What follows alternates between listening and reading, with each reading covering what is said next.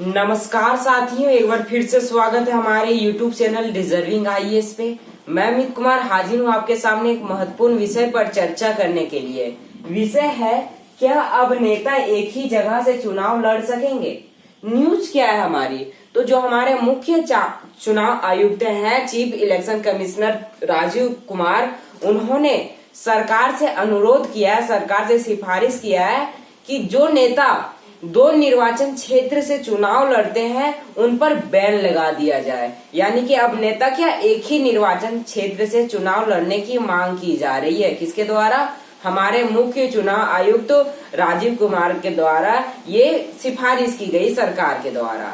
आप ऐसे समझ सकते हैं कि 2014 की बात है, मोदी जी है वो दो निर्वाचन क्षेत्र से चुनाव लड़े थे, एक वडोदरा से एक वाराणसी से, और मोदी जी हैं वो दोनों जगह पर जीत गए चुनाव। अब उन्होंने वाराणसी का चुनाव किया कि हम यहाँ पर अपनी सत्ता जमाने वाले हैं, वडोदरा को छोड़ देंगे। तो बहुत सारे नेता ऐसा ही करते हैं। जैसे कि राहुल गांधी की मैं बात करूं तो वो यूपी से भी लड़ते हैं और वो लड़ते हैं तेलंगाना तरफ से, और उधर वो जीत जाते हैं। तो कई नेता ऐसा सोचकर दो जगहों से चुनाव लड़ते हैं। तो वही राजीव कुमार जी ने कहा कि हम ऐसा अमेंडमेंट करते हैं जो कि जन प्रतिनिधित्व अधिनियम 1951 की धारा 33(7) को समाप्त करती है।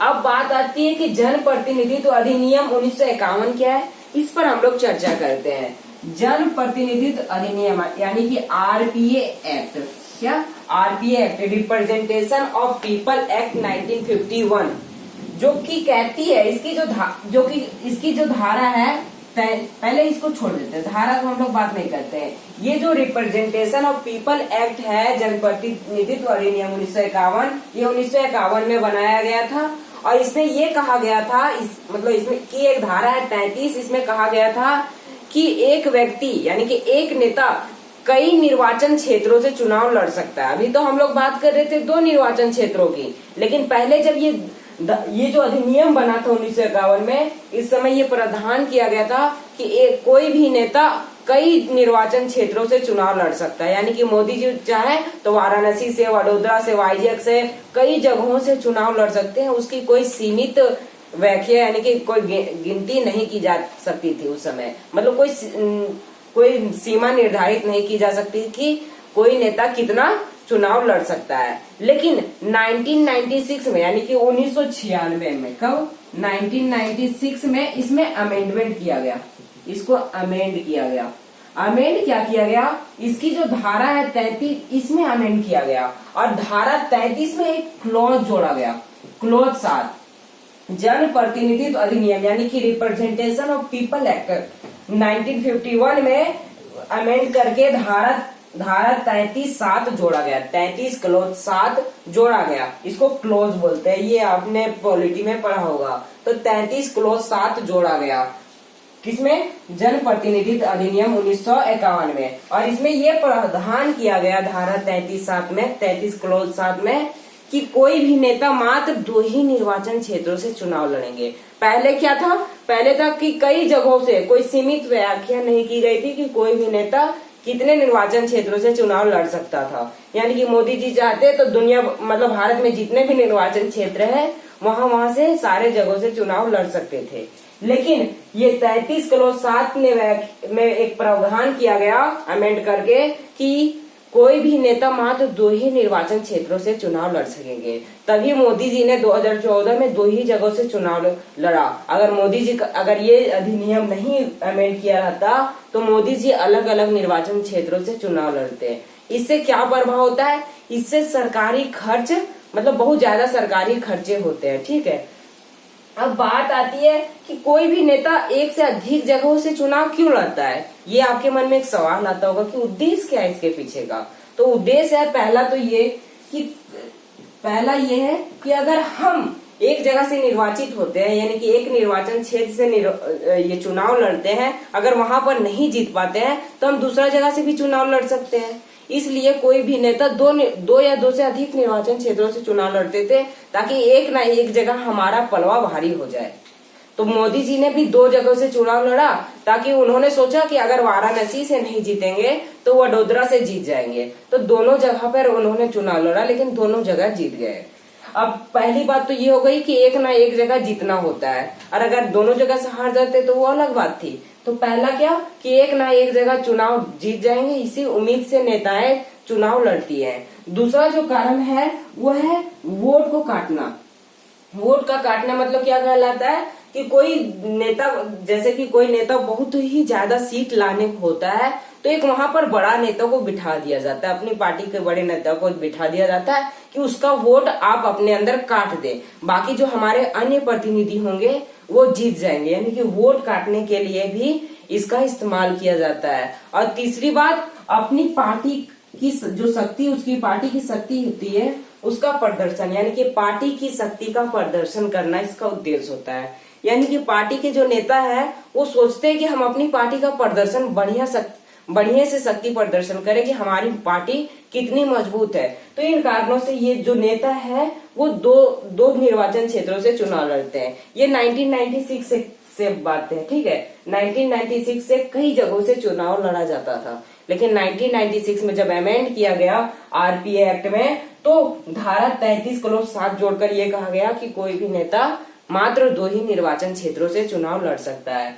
ये तो रही 1996 की बात। और ये मैंने आपको बता दिया कि कोई भी नेता अधिक जगहों से चुनाव क्यों लड़ते हैं। अब बात आती है कि ठीक है, आपने मोदी जी वाला बात बता दिया कि ये जो मोदी जी है वो वडोदरा से भी चुनाव लड़े थे और वाराणसी से भी चुनाव लड़े थे।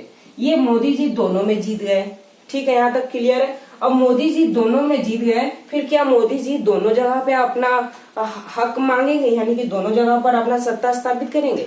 तो जी नहीं, ऐसा नहीं होता है। मोदी जी हैं वो, उन्होंने वाराणसी का चुनाव किया। मोदी जी ने कहा कि हम मात्र वाराणसी में ही अपना पलवा भारी रखेंगे, यानी कि हम अपना सत्ता स्थापित करेंगे। कहाँ? वाराणसी के अंदर। तो वडोदरा का क्या होगा? वडोदरा में उपचुनाव होंगे, और उपचुनाव वो भी सरकारी खर्चे से, यानी कि यहाँ क्या हो रहा है, खर्चे बढ़ जा रहे हैं क्योंकि वडोदरा का चुनाव उन्होंने नहीं किया। इससे वडोदरा के लोगों का मन टूट जाता है, क्योंकि उन्होंने मोदी जी को इसलिए कहा, चुनाव में जितवाया कि मोदी जी हमारे यहाँ आकर हमारे क्षेत्र को मतलब डेवलप करेंगे, लेकिन मोदी जी ने वडोदरा का चुनाव नहीं किया। तो वडोदरा के अंदर फिर से उपचुनाव हुए, और उपचुनाव होकर जो वहाँ के एमएलए एमपी बने होंगे वो बन गए होंगे, ठीक है। लेकिन मोदी जी वाराणसी का चुनाव किए हुए थे।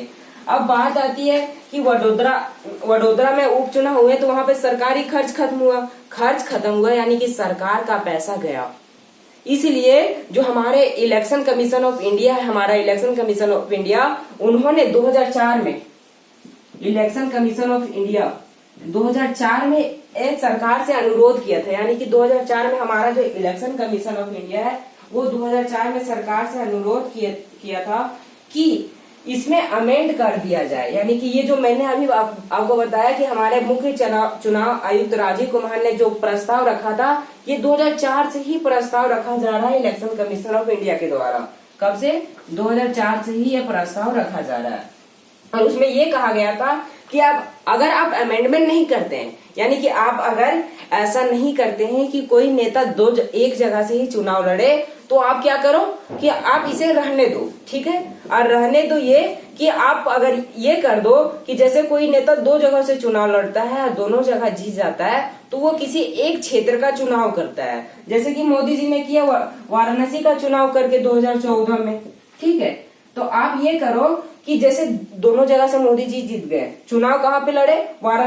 मतलब सत्ता स्थापित कहाँ किया? वाराणसी के अंदर। वडोदरा में फिर से उपचुनाव होंगे, तो वहां जो पैसे खर्च होंगे वो मोदी जी के द्वारा किए जाएंगे। यानी कि जो उपचुनाव होंगे, सेकेंड पार्टी का उपचुनाव होगा, वो खर्च उस प्रतिनिधित्व के द्वारा किया जाएगा, उस नेता के द्वारा किया जाएगा जिन्होंने इसका चुनाव करके छोड़ दिया। यानी कि जहां पर उपचुनाव होंगे वो प्रतिनिधि या नेता के द्वारा खर्च किए जाएंगे। और उसमें ये भी प्रावधान किया गया कि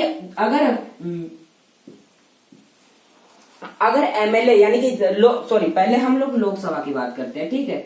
अगर लोकसभा की चुनाव होगी तो लोकसभा में जो चुनाव का जुर्माना होगा वो 10 लाख रुपए होगा। क्या?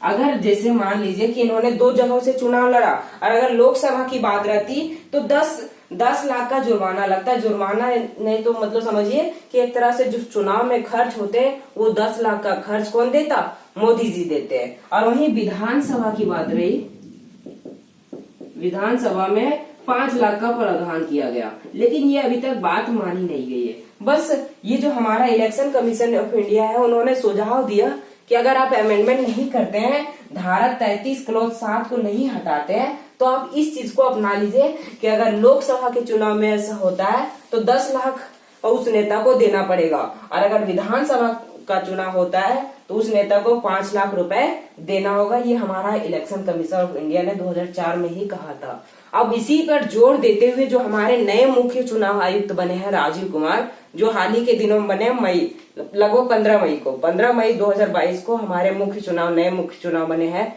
राजीव कुमार। उन्होंने इस पर जोर देते हुए कहा है कि आप ऐसा करो, इसे हटा दो या तो ये चीज को लागू कर दो, दोनों में से आप एक काम को कर दो। तो अब बात आती है, क्या ये अव्वल हुई है? क्या इसे माना गया है? जी नहीं, ये बस अनुरोध किया गया है, सिफारिश की गई है सरकार के पास, इलेक्शन कमीशन ऑफ इंडिया मुख्य चुनाव आयुक्त के द्वारा ये सिफारिश की गई है, लेकिन माना नहीं गया। जब इस पर अपडेट आएगी, जब ये पूरा क्लियर कर दिया जाएगा कि अब नेता एक ही जगह से चुनाव लड़ेंगे, तब मैं आपको अपडेट कर दूंगा। इसलिए मैंने सवाल में क्या जोड़ दिया है, क्या अब नेता एक ही जगह चुनाव लड़ सकेंगे? क्योंकि बस ये सिफारिश की गई है। मैंने ये नहीं कहा कि अब नेता एक ही जगह से चुनाव लड़ेंगे। मैंने क्या को नहीं हटाया, इसलिए मैंने क्या को ही जोड़ा है, ठीक है, क्योंकि इसे माना नहीं गया है। आगे चलकर हो सकता है कि ऐसा दोनों में से एक चीज अपनाना जाया जाए, क्योंकि इससे सरकारी खर्च को भी नुकसान होता है। और बहुत सारे मतलब अगर हमारे यहाँ वोट नहीं होता, हमारे मतलब समझिए कि साल भर तो हमारे यहाँ वोटिंग ही चलते रहते हैं, देश के अंदर वोटिंग ही चलते रहते हैं, जिसके कारण हमारा देश डेवलप नहीं हो पाता। 1 वोट 1 नेशन कर दिया जाएगा तो ये हमारा देश चाइना से भी आगे जा सकता है। अभी हमारा जो देश है वो वर्ल्ड की थर्ड लार्जेस्ट इकोनॉमी बन चुकी है।